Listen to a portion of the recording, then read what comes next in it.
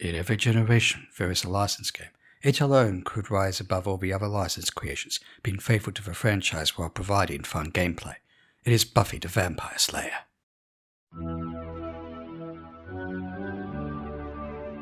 The second video game based on the TV show Buffy the Vampire Slayer, this game originally started as a PlayStation game before being made for the Dreamcast and PC, then those were scrapped and it was made an exclusive for the original Xbox. While the story is not necessarily canon, probably, even with Spike not being possible to kill in this game, otherwise the show wouldn't make sense. It's possible it takes place between the 7th and 8th episodes of Season 3. Where Buffy and the Scooby Gang are in high school. Buffy has a prophetic dream of Season 1's big bad known as the Master returning.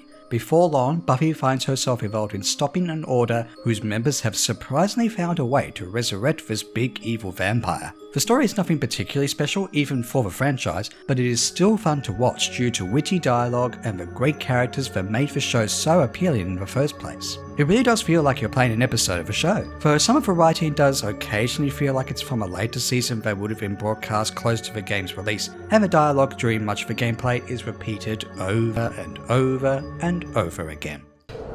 I feel like a new Slayer. I feel like a new Slayer. Hey, pointy wooden object, my best friend. Hey, pointy wooden object, my best friend. The production values add to the license to some degree. While the 6th generation graphics and performance, complete with big frame rate drops, are really showing their age, even when played with backwards compatibility on the Xbox 360, it is still a decent looking game. The characters, with the possible exceptions of Willow and Angel, look like they do on the show, and all of the main cast except for Sarah Michelle Gellar returned to do a generally good job with the voice acting. The environments don't necessarily look that great outside of the ones faithful to the show, and the lighting is decent. Speaking of the lighting, some of the environments are so dark that it is hard to see platform edges or where you're going. The game thankfully has its own brightness slider, which, for the most part, doesn't seem to get rid of the atmosphere. The music itself is mostly fine, except for several tracks not matching the tone or being repeated quite a bit. It's generic and doesn't match the nuance of a TV show's score, but it's not intrusive. Some of the combat music, or even creepy music, which is halfway to belonging in a game like Eternal Darkness, are especially effective. Overall, the production values are fine, though they are affected severely by performance issues such as the aforementioned frame rate drops, and even the sound effects and dialogue disappearing for some reason.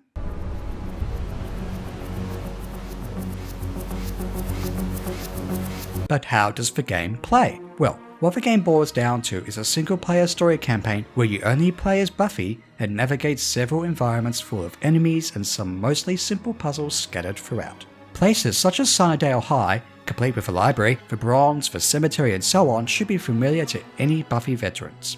Controlling Buffy herself is mostly fine, regardless of which of the 3 control configurations you choose, but there are problems. The camera and platforming can be frustrating some of the time, especially when the smallest falls can cause the slightest bit of fall damage. And there are bottomless pits, lava, and water. Wait, Buffy cannot swim? Many of the jumps are so tight and require absolute precision. This brings us on to the level design and checkpoint systems. For the most part, the environments are not that easy to get lost in, even with no in-game map, and exploration of a decided path is rewarded with secrets, such as ammo, healing items, and especially crystals that you can give to Willow to increase your power. More on that later. But the checkpoint system is horrendous, with the dock sections and lava-themed levels being the worst offender. The checkpoints essentially make the chapters within one environment, such as the school, and function as autosaves when you want to go back to playing the game again. That's fine, except much of these chapters are fairly lengthy, and anything so much as a bad fall or failed combat against an enemy can send you back so many minutes. Have a challenge if you must, but the checkpoints should have been a little more common. Still, much of these flaws can be mostly overlooked due to one of the best aspects of the game, the combat. Most of you who like your 3D beat-em-ups will probably find much to sink their teeth into. Wait, you're not a vampire, right? Buffy can use kicks and punches and sometimes combine them with jumps. Most of the enemies are vampires and demons that require a finishing move, such as the stake, to be got rid of once their health is down to 0. Some enemies, notably the bosses, have weak points. Some anticipate if you're using a suit and move too much, requiring you to press different buttons in different ways for effective combos.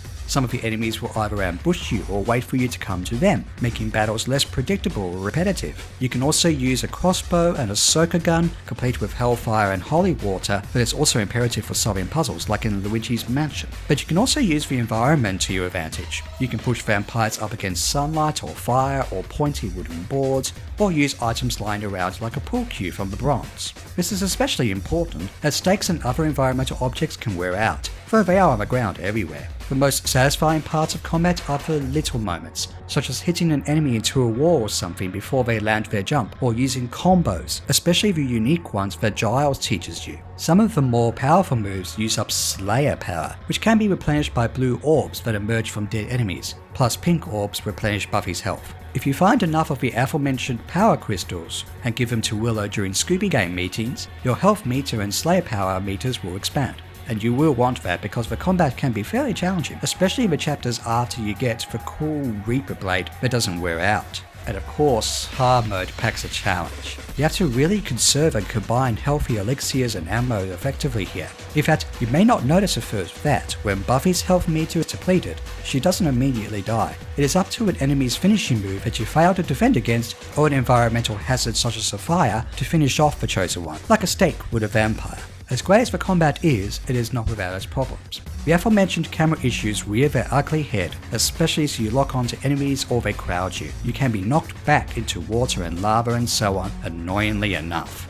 And switching items/weapons with the directional pad can be a little cumbersome, not helpful when the forces of darkness are ambushing you in their preparation for taking over Sunnydale. Actually, if you want to take a break from saving the world, there is the arena mode where you can fight enemies in 4 arenas. In fact, a second player can take control of an enemy, which the Dalek and Aya could not do in the Viddy's gaming Viddyos studio. Still, arenas are a fun time sink, though it is here you would notice the enemy variety in the game could have been bigger. Also, the arenas can be only unlocked through a cheat code, because the arenas and combat were there for debugging purposes. If only more of what was seen during development would end up in games more often.